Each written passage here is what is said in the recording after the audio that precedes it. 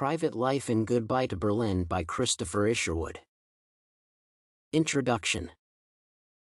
In his book Goodbye to Berlin, published in 1939, Christopher Isherwood shares his experience living in the German capital during the Weimar Republic's fall and the rise of Nazism.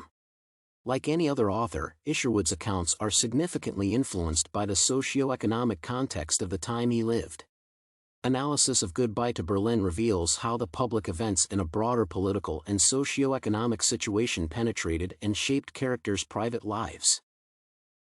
The context of the public in 1930s Berlin.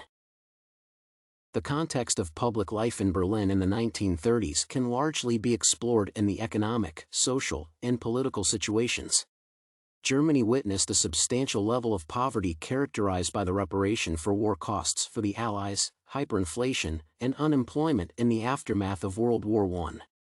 Within the social realm, the people of Germany experienced an emotional void caused by the national humiliation after the loss of the war and the subsequent economic decay described above. Moreover, the society of the Weimar Republic was highly individualistic, free, and progressive, which led to people's nostalgia for the sense of community, discipline, and conservative values. Finally, deriving from the social and economic conditions, the political arena of Germany witnessed the rise of Nazism and the fall of the Weimar Republic and socialism. Nazi rhetoric that emphasized conservative values such as unity and discipline and that glorified the Aryan race while demonizing other ethnicities, particularly Jewish, captured the attention of the German citizens. Hence, the public background of the Berlin in which Isherwood produced Goodbye to Berlin can largely be portrayed as Germany's experience of psychological, economic, and political decay. Public event shaping the private experience. Individualism, sexual liberation, and commodification. One of the areas within the context of the public life described above is the emotional vacuum in social life whereby individualism and neoliberalism prevailed. This aspect of public life shaped the private experience of Sally Bowles, one of the characters in Goodbye to Berlin. On the one hand, Sally, Christopher Isherwood's housemate, is portrayed as sexually liberated since she can pursue her sexual passions without any public restraint. However, her pursuit of sexual liberation eventually leaves her in a miserable situation where she has no close friend or lover who cares enough to take care of her when she has to have an abortion except for Christopher himself. In other words, Sally's profoundly individualistic external world penetrated her private life since she became a commodified object without social support. Thus, the narrative of Sally Bowles' experience of misery within the public realm where society emphasized mere sexual passion over intrinsic love and care is one aspect in which public events shape the private experience. Economic deprivation and marginalization. Economic decay is one of the fundamental aspects of German public life at the time of Isherwood's writing. Goodbye to Berlin portrays the life of the Nowaks, who lived in one of the poorest neighborhoods of Germany, whereby streets were littered with sprawling children in tears.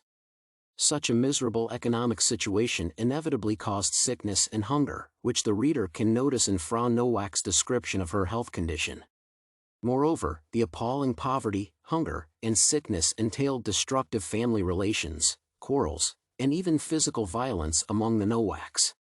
Hence, the public event of Germany's dire economic situation shaped the private lives of Nowaks, marginalized, working-class Germans. Nazism and hatred. Another central area of public life that influenced the characters' private lives is the rise of Nazism and hatred towards particular groups, namely, Jewish communities. Isherwood includes the story of the Landauers, the Jewish family residing in Berlin. In the first lines of the chapter, Isherwood mentions an attack on all Jewish shops when gangs of Nazi roughs turned out to demonstrate against the Jews. At that moment, Landauers, like most of the rest of the Jewish communities, did not suspect the upcoming atrocities by the Nazis. Nevertheless, this part reflects the broader political situation in which Nazism is rising and the hate crimes against the Jewish people. In other words, this private experience of the Landauers family is shaped by the larger political context and public sentiment whereby people actively engaged in scapegoating Jewish people for Germany's failures. Thus, the public event encompassing the rise of Nazism shaped the private experience of the Landauer family in Goodbye to Berlin. Conclusion. To conclude, Christopher Isherwood's Goodbye to Berlin explores the interplay between public and private in Berlin in the 30s by linking the social, economic, and political aspects of public life with the personal experience of the characters. While the individualistic and liberal public shaped Sally Bowles' experience, the broader national economic degradation shaped the lives of Nowaks. In addition, the rising public sentiment against the Jews also reflected on the private lives of Landauers.